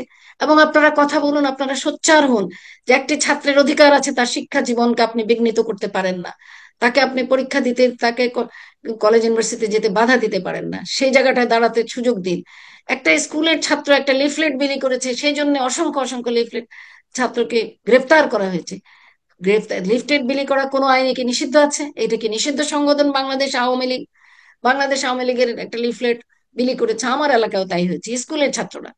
জানি না তারা কোথা থেকে পেয়েছে, এবং তো তাদের পরিবারের সাথে কথা বললাম, তারা বললো যে আমরা জানি না আসলে ওরা কোথা থেকে পেয়েছে, কেউ একজন হয়তো দিয়েছে ওদেরকে। কিন্তু সেই 8 9-এ পড়া বাচ্চারা বা সেই বাচ্চাগুলিকে গ্রেপ্তার করে নিয়ে নিয়ে নেওয়া হয়েছে, এবং তাদের বাড়িতে গিয়ে জামাত বিএনপি হুমকি দিচ্ছে, তাদের বাবা মাকে তারা হুমকি দিচ্ছে, তাদের বাড়িঘর জ্বালিয়ে দিবে। তো এই হচ্ছে বাংলাদেশের আজকে চিত্র। আপনাদের প্রবাসীদের এখানে অনেক কিছু করার আছে। আমাদের মহান মুক্তিযুদ্ধে প্রবাসীরা বিশাল ভূমিকা রেখেছে, প্রচুর অর্থ সংগ্রহ করেছে, জনমত তৈরি করেছে দেশে দেশে। মুক্তিযুদ্ধের কথা, বাংলাদেশের প্রকৃত চিত্র তারা তুলে ধরেছে। ঠিক আজকে বাংলাদেশ একাত্তরেই দাঁড়িয়ে আছে। আমি বিশ্ববিদ্যালয়ের শিক্ষকদের সাথে কথা বলেছি, ঢাকা বিশ্ববিদ্যালয়ের শিক্ষকরা আমাকে বলেছে যে আমরা অবরুদ্ধ বাংলাদেশে আছি, একাত্তরের অবরুদ্ধ বাংলাদেশে আছি। ঢাকা বিশ্ববিদ্যালয়ের শিক্ষকরা বলেছে যে আমরা প্রতি মুহূর্তে একাত্তরে যেভাবে আমরা অপেক্ষা করতাম রাজাকার আলবদররা এসে আমাদের চোখ বেঁধে নিয়ে যাবে, আজকে আমরা ভীত সন্ত্রস্ত ভাবে ঘরে, বিশ্ববিদ্যালয়ের কোয়ার্টারে থেকেও আমরা আতঙ্কিত থাকছি যে কোনো একদিন রাতে এসে হয়তো আমার দরজা নক করবে এবং আমাকে হয়তো চোখ বেঁধে আলবদরের মতো নিয়ে গিয়ে হত্যা করা হবে। তো অবরুদ্ধ সেই বাংলাদেশে কেউ কথা বলতে পারছে না, সাংবাদিকরা প্রচার করতে পারছে না। আপনারা যারা কাজ করছেন, আপনাদের প্রতি অনুরোধ রইল, আপনারা বাংলাদেশের প্রকৃত চিত্রটা তুলে ধরুন এবং প্রবাসীরা আপনারা সোচ্চার হন, দেশকে রক্ষা করুন। এই বাংলাদেশ 30 লক্ষ শহীদের বাংলাদেশ, এই দায়ভার যে আমরা যদি মুসলমান হয়ে থাকি তাও আল্লাহ পাকের কাছে আমাদেরকে জবাবদিহি করতে হবে। এবং ডে অফ জাজমেন্টে বিশ্বাস করে সমস্ত ধর্মের মানুষ, শেষ বিচারের দিনেও আমরা কি নিয়ে দাঁড়াবো। এবং জাতির কাছে, ইতিহাসে বাঙালি জাতি হিসেবে আপনারা যারা আমাদের বুদ্ধিজীবী শ্রেণী, যারা খুবই সুপ্রতিষ্ঠিত হয়ে বিভিন্ন দেশে আছেন, আপনাদের বিবেক কি বলবে? আপনাদেরকে বিবেকের কাছেও আপনারা অপরাধী হবেন। সুতরাং আপনারা দেশের প্রকৃত চিত্রটা তুলে ধরুন, দেশে কি হচ্ছে সে নিয়ে কথা বলুন, প্রতিবাদ করুন। আমরা গণতান্ত্রিক বাংলাদেশ চাই। ওকে, ফেয়ার ইলেকশন দিন, যে ক্ষমতায় আসবে কোনো অসুবিধা নেই, কিন্তু নির্বাচনিক ডেমোক্রেটিক একটা প্রসেসে যেতে হবে, বাংলাদেশকে নিতে হবে। এই সন্ত্রাস নৈরাজ্য চলতে পারে না। এবং আপনারা বাংলাদেশের সাহায্যে এগিয়ে আসুন, বাংলাদেশকে রক্ষা করুন, বাংলাদেশের মানুষকে রক্ষা করুন। আমি এটা অনুরোধ করতে চাই, সবার কাছে করজোড়ে মিনতি করতে চাই। অনেক ধন্যবাদ আপা, আপনার সাথে কথা বলে। আপনি তো এমনি সুন্দর করে কথা বলেন আর মানুষের পেইনটাকে বোঝার চেষ্টা করেন। পেশাগত ব্যাপার আছে, রাজনীতি করেছেন, মানুষ নিয়ে ডিল করেছেন, সো আপনি তো অবশ্যই বোঝেন মানুষের সমস্যাটা কোথায়। আহ আশা করি তা আপনার আমরা তো কথাগুলো। অসংখ্য ফোন পাই, অসংখ্য ফোন পাচ্ছি, আমরা নিরাপদে আছি, নিরাপদ থেকে কথা বলছি।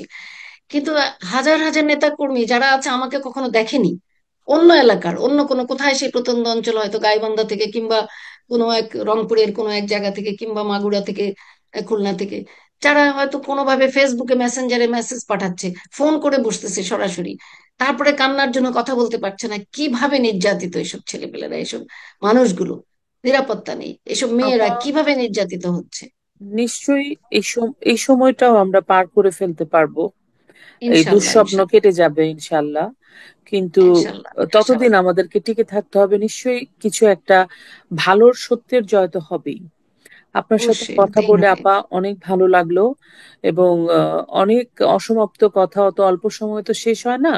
আমরা আশা শেষ করি হয় না, আপনার অনেক সাথে রয়ে আবারও গেল, আমরা ইনশাল্লাহ কথা আশা বলবো। করি আগামী দিনে কথা আবার বলবো। হ্যাঁ, কথা বলবো। যখন কথা বলবো যেন একটু পজিটিভ কোনো কথা আমরা বলতে পারি, বলতে পারি, সেই আশার দোয়াই কথা রইল। বলতে পারি।